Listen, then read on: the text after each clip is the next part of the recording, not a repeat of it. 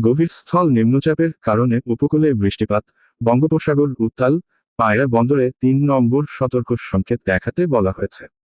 বঙ্গোপসাগরে গভীর স্থল নিম্নচাপের কারণে পটুয়াখালীর কলাপাড়ায় গত ৩ ধরে থেমে থেমে মাঝারি থেকে ভারী বৃষ্টিপাত হচ্ছে।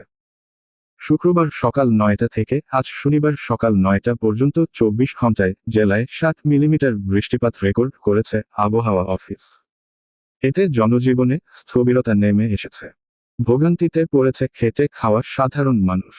টানা বৃষ্টিতে বিভিন্ন নিচু স্থানে জলাবদ্ধতার সৃষ্টি হয়েছে। বৃষ্টির পানিতে তলিয়ে আছে আমন ক্ষেত। এতে দুশ্চিন্তায় পড়েছেন চাষিরা। এদিকে গভীর স্থল নিম্নচাপের কারণে উত্তাল রয়েছে কুয়াকাটা সংলগ্ন বঙ্গোপসাগর। স্বাভাবিকের চেয়ে নদ-নদীর পানির উচ্চতা এবং বাতাসের তীব্রতাও অনেকটা বেড়েছে। উপকূলীয় এলাকা দিয়ে ঝড়ো হাওয়া বয়ে যাওয়ার শঙ্কায় পটুয়াখালীর পায়রা সহ সব সমুদ্র